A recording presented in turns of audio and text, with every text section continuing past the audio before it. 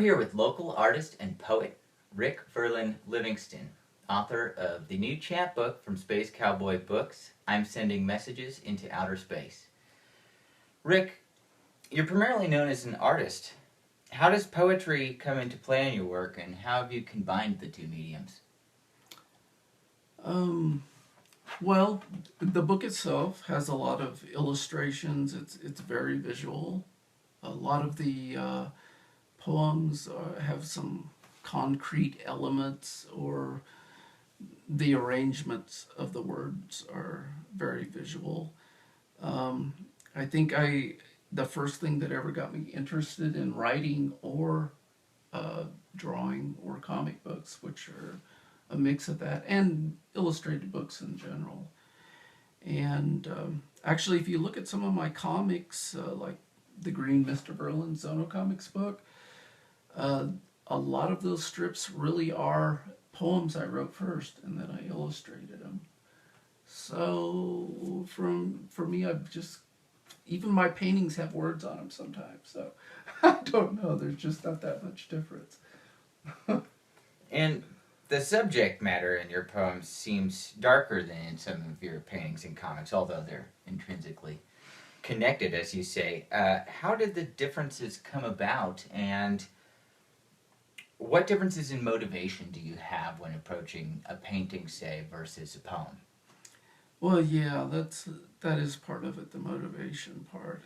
I think actually there's kind of two parts, two reasons for that. One is that the part of the book that's in black and white is older, and somehow, even though I've lived longer and more bad things have happened, I seem to generally be getting happier as I get older, or something, and so that's part of it. Though the artwork that you're familiar with is newer than some of those poems, but there's also a little bit about the motivation for what you're creating something for.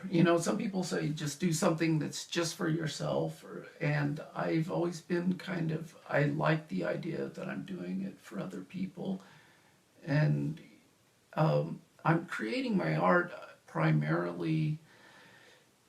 I think of the paintings and sculpture as going in houses. And like you could read,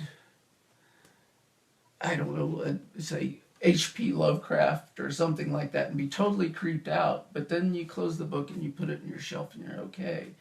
If you have that artwork right on your wall, every time you walk through the room, you're going to be kind of creeped out. So it's something I kind of learned, and to, kind of change that. Now, that doesn't mean I don't ever make any artwork that has an edge to it. I mean, all of mine does a little bit, but that's kind of the difference to me. They're for two different things. So it's audience consideration, Yeah. essentially. Mm-hmm. And that being said, do you have any advice for young poets and artists?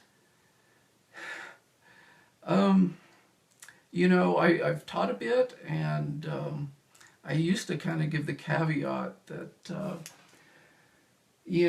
this really isn't as easy as it looks, and if you're thinking about doing it as you're, making money for your lifetime and all, you should know that you're going to have a job where you don't always have employment, and you maybe don't have health care, and you have to figure out your own retirement plan and all that kind of stuff. But it's getting more and more so companies don't do that anyway. So I'd kind of say go for it, man, because I think maybe a lot of artists right now are what we really need.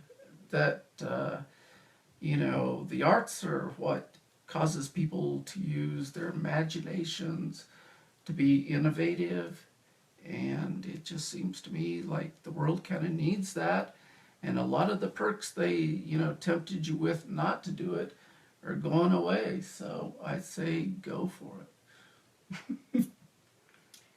Rick Verlin Livingston, author of the new chapbook from Space Cowboy Books, I'm Sending Messages into Outer Space. You can find a link to his website and to the book below the video. Thank you, Rick. Thank you.